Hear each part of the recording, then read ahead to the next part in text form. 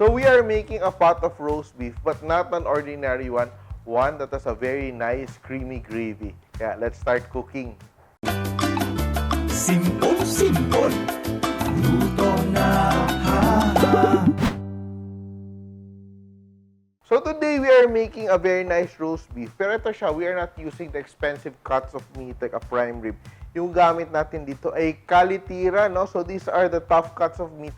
But when cooked properly, sobrang niyang masarap at sobrang niyang tender. So ito siya, meron akong 1 kilo of kalitiran which I already cooked till tender. So meron lang siyang water, meron siyang clear soda, celery, and a little salt, no?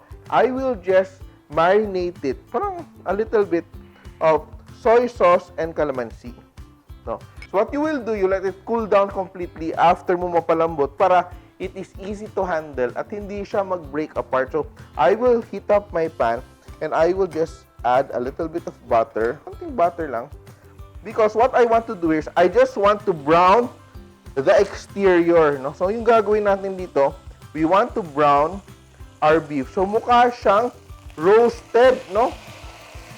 Yan. So, binabrown lang natin siya para sobrang ganda niya ng presentation. And we will only slice it to serve, no? So, it's going to be very nice. So, it will really look like a roast beef. Recipe to ni Elsie Platon. Sabi niya, yung mama daw niya nagturo nito. And it seems like a very nice recipe. So, look at that, no? Ang ganda na niya, para siyang galing sa oven. So, once you have browned your beef on all sides, if possible, tatabi natin siya. And what we will do is we will add more butter, just a little bit more butter, yan, para maging malasa. And we will saute our garlic, no? Just a little bit of garlic. Saute very lightly, yan. And we will add, once our butter is totally melted, we will add our cream of mushroom soup. So sobrang dali lang na ating recipe. We're just using canned cream of mushroom. No? Mix that there. And we will also add the stock, no? So the stock of our beef, yung pinagkuluan.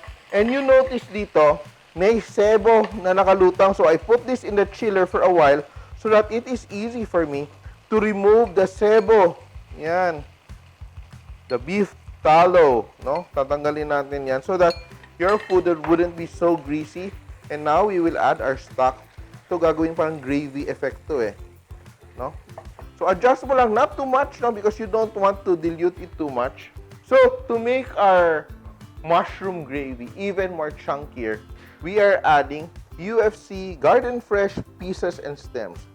Yan, diba? We like that and we love that, diba?